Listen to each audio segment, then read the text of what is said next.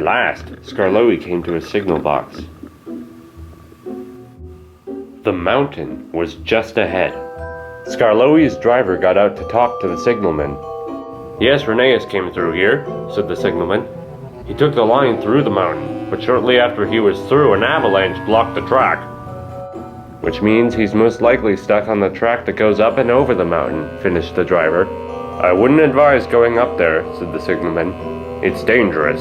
We have to help Rheneas, said Skarloey. How could I live with myself if something happened to him and I didn't help him? Very well, said the signalman. I'll set the points for you. After that, you're on your own. And Godspeed. Then, Skarloey set off down the dangerous mountain track.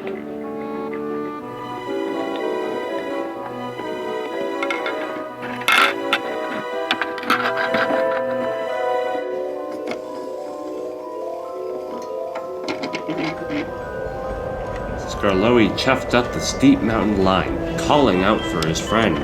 Rheneas! He cried. Rheneas, can you hear me? Rheneas, please answer me. Oh, Rheneas, where are you? Rheneas, it's me, Skarloey. Rheneas! Hello? Suddenly there came a reply, just barely audible over the howling wind. Skarloey, is that you?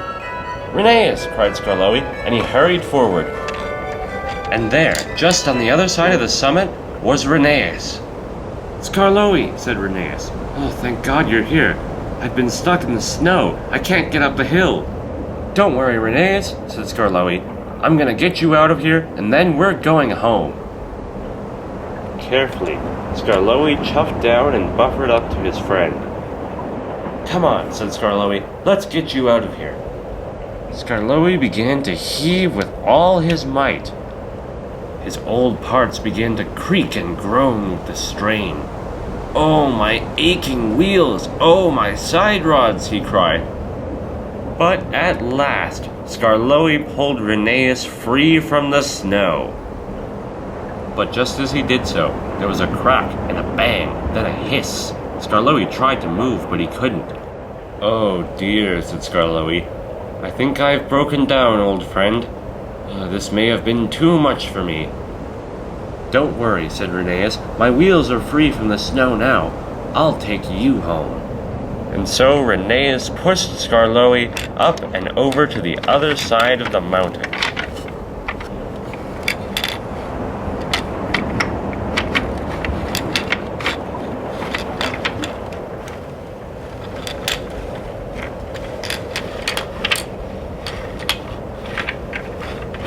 Then there was trouble.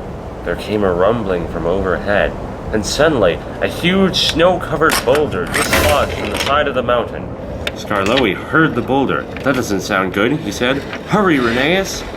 They came down the mountain just in time.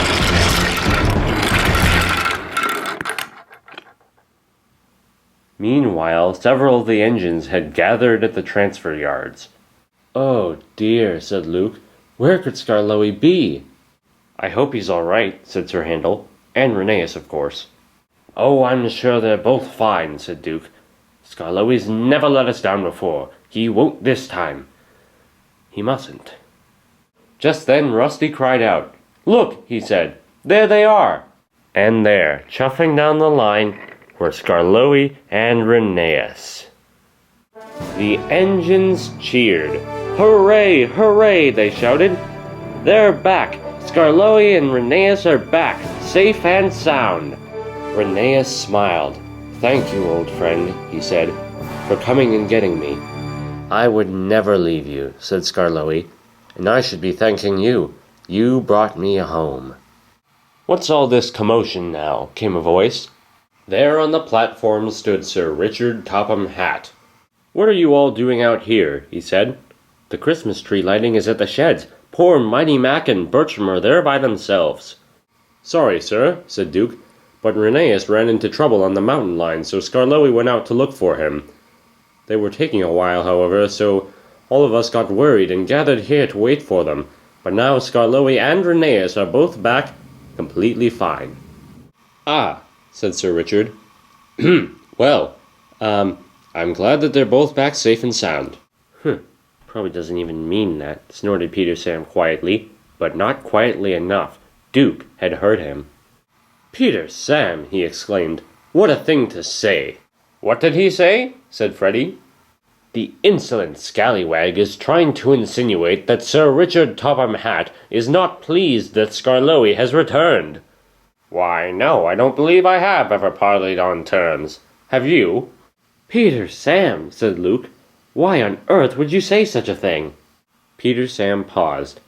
At last he decided that there was no getting out of this without telling the truth. Well, said Peter Sam, it's because I genuinely don't believe that Sir Richard cares for Skarloey at all, or any of us for that matter. Why ever not? Asked Sir Handel. At that point Rusty chimed in, because he's planning on having Skarloey retired and taken away from this railway. There was a stunned silence. At last Duke spoke. Retire Skarloey, he said. What an utterly ridiculous notion. This makes no sense, said Ivo. Why would Sir Richard do such a thing? There must be some kind of mistake, said Sir Handel. He'd never take Skarloey away. Would he? Well, here he is, said Duncan. Let's ask him and find out. Is this true? Sir Richard did not speak for a moment. At last he said solemnly, Yes, I'm afraid it is true. The engines went into an uproar. This is outrageous, said Duke. I've never seen anything like it in my life. You can't take away Skarloey, said Luke. We won't let you. You're not even our real controller, shouted Sir Handel. You've got no right. You will do no such thing, cried Ivo. I will not stand for it. Silence! Bellowed Sir Richard in a voice that would have made his father jealous. Reluctantly, the engines fell silent. Thank you, breathed Sir Richard. Now, I didn't want you all to find out this way, but now that you know, please just hear me out. Why should we? Said Sir Handel. We've heard all we need to know. Sir Handel, please. I know this is going to be hard for you all to accept, but the least I can do is try to make you understand. Skarloey's been in service for 150 years on this railway, and in that time he has served faithfully. He's always given everything he has to this railway, but I'm afraid giving everything for 150 years straight has taken its toll on him. His parts are growing worn, his body weak. He can't be sustained like this for much longer. You mean you don't want to spend money on his repairs, said Duke scathingly. I have to think about this railway, this business, for what it is. A living organism. This organism can't just survive. It has to thrive. Not just economically, but socially and mentally as well. Please, you have to understand. I'm not doing this because I want to. I'm not doing this because I don't care about Skarloey or any of you other engines. I'm not doing this because I'm a cruel man. I'm doing this because it's what I have to do. Sometimes being a responsible leader means having to make the hard decisions. Yes, Richard. Yes, it does. Father, I thought you'd be at home. Thomas, you may leave us. I'd like to have a word with my son. Sir, if I may, I think I'd like to stay and hear this. Very well, Thomas. Richard, I must speak to you. Forgive me, Father, but what more is there to say? My decision is final. Mother told me about this decision of yours. I had to come and speak to you myself. You gave me this railway to look after, at least temporarily, because you believed in me. You trusted that I had what it takes to run a railway like this, always keeping the interests of the greater good above my own. So please, trust me when I tell you that this is for the best. You're not going to change my mind either way. I may be an old man, son, said Sir Topham Hatt, but I know better than to try and change your mind myself. You've got more than a little stubbornness in your genes, I can tell you that. All I ask is that, after these engines have listened so patiently to you for so long, you return the favor and listen to them. All right then. Has anyone anything to say? It was at this time that Rheneas, who had not said a word since Sir Richard had arrived, spoke up. I do, he said. I would like to say a few things.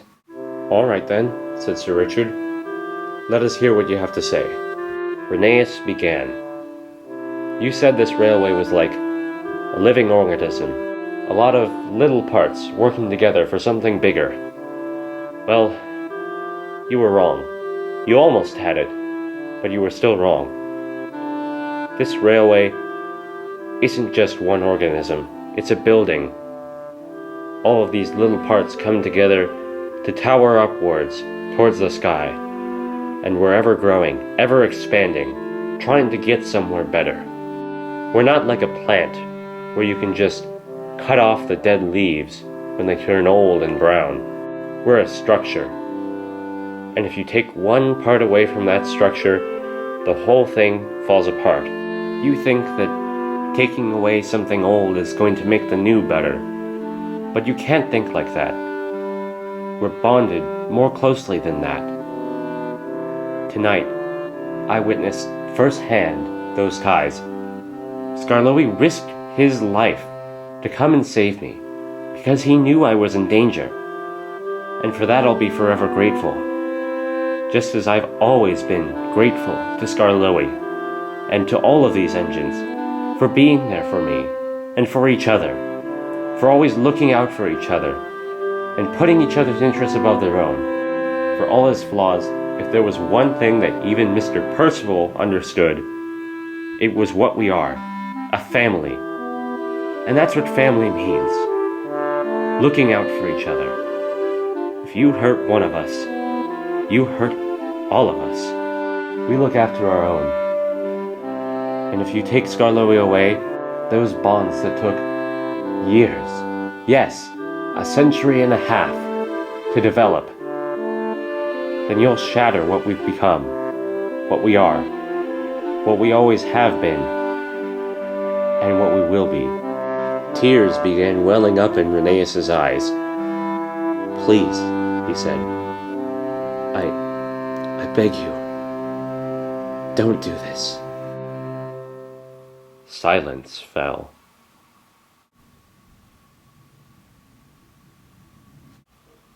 Father, said Sir Richard, what shall I do? You asked me to trust you, said Sir Topham Hatt. Now I am. This is in your hands, son, and I'm trusting you to do what's right.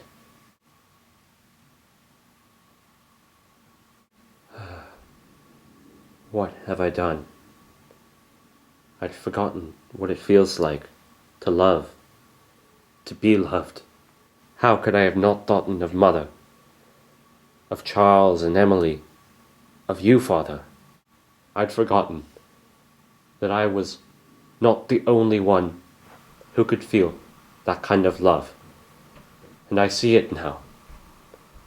I look at you, and I see you all, and I see the love. Like brothers you are, like fathers and sons. What you have here is indeed a very special family. And I didn't see it. And I promise to you, right here and now, that I will never, ever try to interfere with that family again. Never. Please, can you ever forgive me? A smile slowly crept across Skarloey's face. Why, of course we can, he said. After all, it is Christmas. Yes. Yes, it is. Well, Merry Christmas, everyone. And now, I suppose I should leave. Goodbye. Oh, and Skarloey. Thank you. Skarloey's smile broadened. Merry Christmas, sir, he said. And Sir Richard smiled too. I'm very proud of you, son. Now come. Let's go home. Away we go, Thomas! Good night, everybody. Merry Christmas! Yes, said Rusty. Yes, it is.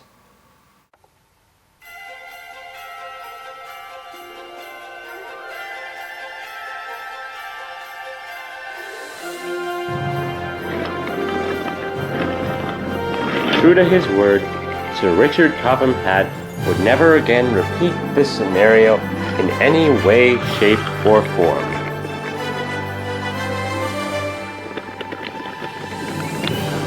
Harmony had been restored, and the engines could be at peace, knowing that their interests were indeed going to be protected.